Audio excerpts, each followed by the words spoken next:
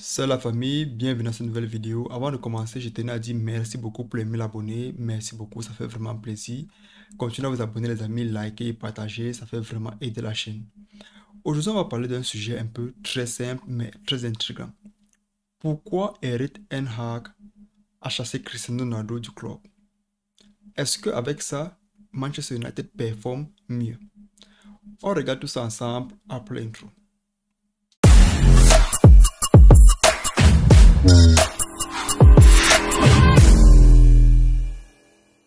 Manchester United aujourd'hui a un objectif principal, c'est de gagner un titre majeur. Dans titre majeur, j'appelle quoi? J'appelle la Premier League, j'appelle la Champions League ou bien la Coupe d'Angleterre. Voilà les titres là qu'ils veulent, comme Manchester City l'année passée avec ce treble-là.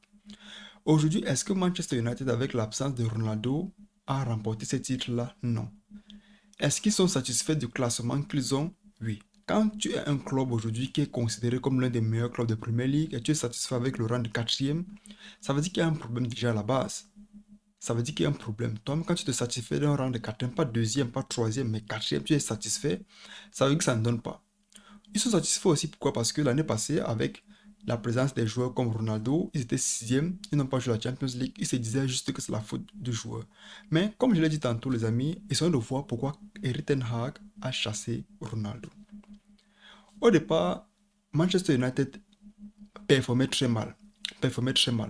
Ronaldo, maintenant qui était sans club, quittant de Juventus, voulait aller à Manchester City, mais il y a eu un appel pour qu'il arrive maintenant à Manchester United. Il arrive à Manchester United comme l'enfant béni qui était parti du club. Il revient en tant que héros. Il revient en tant que celui-là qui vient porter le club, qui vient aider le club à changer cette petite malchance-là qu'ils ont depuis l'absence de Alex Ferguson. Aujourd'hui, quand il arrive dans un club, il oublie que le club n'est pas compétitif. Regardez un peu quand tu quittes le Real de Madrid. Le Real de Madrid, c'est une équipe qui se forme avec poste par poste. Il faut le meilleur à chaque poste pour que le club soit compétitif. En défense, au milieu de terrain, en avant-centre, sur le couloir. Or, quand Cristiano Ronaldo arrive à Manchester United, je ne mets aucun joueur en deçà de ce qu'il est. Je dis juste que quand il arrive à Manchester, les amis, il y a les joueurs comme Marc Domino au milieu de terrain, il y a les joueurs comme Fred au milieu de terrain, tellement de joueurs un peu sous la, comment on dit, quand tu es un joueur sur la descendante, c'est-à-dire que tu ne performes plus bien comme avant. Ces joueurs-là maintenant ne sont pas ces joueurs-là qui peuvent jouer avec toi et tu espères de produire un rendement comme avec ceux-là que tu jouais par exemple à Juventus, par exemple au Real Madrid, Casemiro, Modric, Kroos et tout et tout. Maintenant, quand il arrive, il est plus dans l'optique de avec moi, on va changer. Avec moi, on va changer. Ole Gunnar Solskjaer est passé. Ramzik est passé. C'est Ragnik, je ne sais pas si je prononce bien le nom. Carrick. Aujourd'hui, Erik ten Hag. Erik ten Hag arrive, les amis, avec un départ de Ragnik. Pourquoi? Parce que Ragnik, déjà, avec Cristiano Ronaldo, avait déjà un bif. Il avait déjà un bif. Ronaldo n'était pas content de comment il gérait l'équipe. Et aujourd'hui, je pense que les deux ne peuvent pas s'asseoir sur la même table. Maintenant, avec Ten Hag arrive, il met toute la responsabilité sur Ronaldo. À chaque fois qu'il y a un match perdu et que Ronaldo start, on oublie que le coach peut avoir fait une mauvaise formation, on oublie que le coach peut avoir fait un mauvais classement. Non. Puisque Ronaldo est au stade, il faut qu'on l'accuse. Et c'est aussi ça le problème des journaux anglais. À chaque fois qu'il y a un joueur vedette au stade, quand il y a une défaite, c'est de lui qu'on parle. C'est à cause de lui. Est-ce qu'il a fait ceci? C'est pour ça que Cristiano Ronaldo était plus dans l'optique de je dois marquer et avoir mes statistiques. Et on n'en parle pas. Pourquoi? Parce que c'est comme ça aujourd'hui dans le monde du football. Quand tu as les statistiques, on se base dessus pour critiquer et aussi pour encourager. Maintenant, quand Erik ten Hag arrive, les amis, il amène Anthony. Cristiano Ronaldo, à l'époque, fait contact à Casemiro de venir au milieu de terrain. Pourquoi? Parce qu'il savait que le milieu de terrain ne donnait pas. En une saison, il n'y a aucune passe du milieu de terrain avec Cristiano Ronaldo. Si c'était pas le penalty, c'était les centres de Luke Shaw, c'était les corners, c'était les coups francs. Aucune passe du milieu de terrain. C'était outrageant. Aujourd'hui, on accusait Cristiano Ronaldo. Il savait au fond de lui que c'était pas de sa faute. Déjà, avec la perte de son bébé, il n'arrivait pas aux entraînements. Erik ten Hag a pris ça comme le meilleur moment d'accuser le joueur, de le mettre au banc. Quand tu as un joueur comme la carrière de Cristiano Ronaldo et que tu le mets au banc, ça fragilise le joueur. Et quand tu le remets au stade, tu attends de lui qu'il marque les buts. Ce n'est pas comme ça que le football se passe. Même si c'est que le joueur est un cyborg, tu ne peux pas attendre de lui qu'il entre au stade après une absence, après les deuils, après un membre de sa famille qui a perdu son enfant de surcroît, et tu attends de lui qu'il te marque les buts, il est celui-là qui va te sauver l'équipe. Non. Est-ce qu'aujourd'hui, Erik ten Hag et Manchester United font mieux que les années précédentes? Je vais dire oui, pour un premier temps. Pourquoi? Parce que le style de jeu est un peu plus attrayant à regarder, le style de jeu est un peu plus beau, le style de jeu est un peu plus ouvert. Il y a les latéraux qui performent bien. Milieu de terrain, c'est là, avec Casemiro, la défense, avec l'absence de Maguire, les nouveaux joueurs, le gardien qui est un peu plus posé. Je pense que ça va un peu dans ce sens-là. Mais l'avant-centre ne donne pas. L'avant-centre, ça ne donne pas. C'est pour ça qu'aujourd'hui encore, Manchester United cherche un avant-centre. Aujourd'hui, ils ont Haaland qui entre contre le match contre Arsenal. On voit un peu qu'il est rapide. Ça veut dire que ça peut faire quelque chose. Pourquoi? Parce que quand il entre, il resserre un peu l'axe d'Arsenal.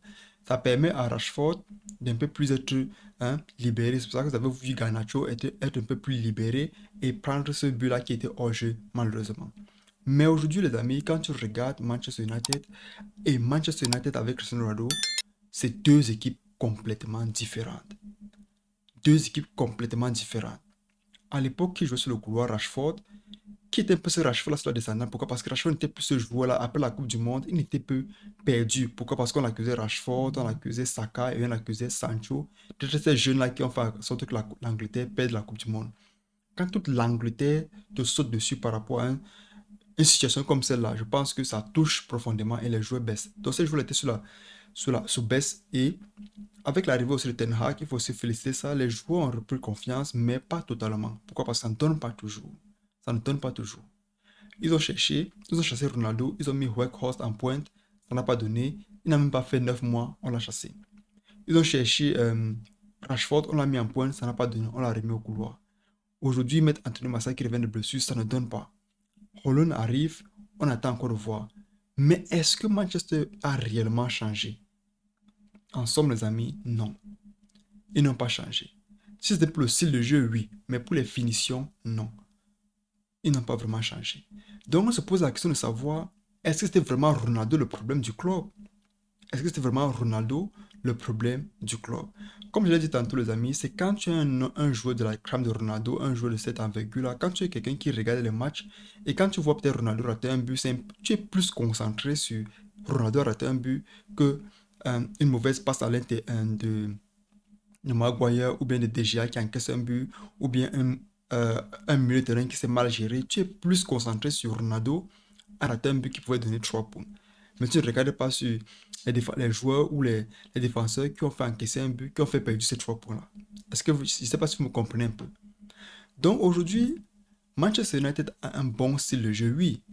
Anthony prend le ballon, il descend un peu sur le couloir, il essaie d'attirer la défense, il remet à l'intérieur pour essayer de trouver l'autre côté un Rashford qui est un peu plus ouvert et tout, mais ça ne donne pas exactement ce qu'il faut. Après 4 journées, 8 buts encaissés, ce n'est pas bon. 8 buts encaissés, ce n'est pas bon. Alors que vous êtes concentré cette année-là à conserver les joueurs qui ne performent plus bien depuis 3, 4, 5 ans. Je parle bien sûr ici de Harry Maguire. Expliquez-moi un peu comment, les amis, vous accusez Ronaldo, pourtant vous avez encore Harry Maguire. Harry Maguire que toute la planète Terre connaît, qui ne joue plus très bien. Que toute la planète Terre connaît, qui ne joue plus très bien. Vous avez conservé DGA. C'est ça dont je vous ai tantôt, avant de commencer de parler de Maguire, c'est quand vous avez un joueur vedette de la crème de Ronaldo, vous êtes plus concentré sur ce qu'il rate que ce que les autres font. Vous êtes plus concentré sur ce que Ronaldo fait que ce que les autres font. C'est pour ça que c'est plus facile de jeter la faute sur lui. Et le coach était content par rapport à ça. Il était content. Maintenant, il accuse maintenant Sancho. Il cherche un joueur. Il cherche à chaque fois un joueur qu'il va accuser pour cacher sa faiblesse. Aujourd'hui, il accuse Sancho, mais je pense que ça va pas trop tarder à ce que les fans connaissent exactement ce qui se passe. Pourquoi? Parce que aujourd'hui, perdre contre Arsenal, le prochain match, on attend de voir. Les autres matchs, on attend de voir. Mais Manchester United est encore sur la construction. Il faut leur donner du temps, s'il faut le dire ainsi. Pourquoi? Parce que c'est pas facile de revenir, prendre un club qui était déjà détruit et remonter avec eux comme si de rien n'était. Ce n'est pas comme ça. Les autres clubs sont déjà là, ils s'installent et même la déesse de la victoire est en train de les aider. Ce n'est pas comme si tu vas venir, ce n'est pas le chez toi. Tu ne peux pas faire comme bon te semble dans un championnat comme celui-là. C'est un championnat difficile et il faut du temps pour que les équipes s'adaptent avec toi, se construisent avec toi et grandissent avec toi. Maintenant, quand tu regardes Manchester United dans l'ensemble, avec tous les achats qu'ils ont fait, tous les mercato, on s'attendait à ce qu'aujourd'hui, Manchester United soit au moins à 10 points. Au moins à 10 points. Pas 11e du championnat. Non. C'est le début du championnat, il faut l'avouer. Mais pourquoi d'autres clubs performent mieux? Je parle bien sûr de Manchester United, de Manchester City autant pour moi. Je parle bien sûr de Liverpool. Je parle de Tottenham. Je parle de Arsenal. Je parle bien sûr du Big Six. Il n'y a que deux équipes du Big Six qui ne s'en sortent pas. Chelsea, Manchester United. Moi, je me dis que le club aujourd'hui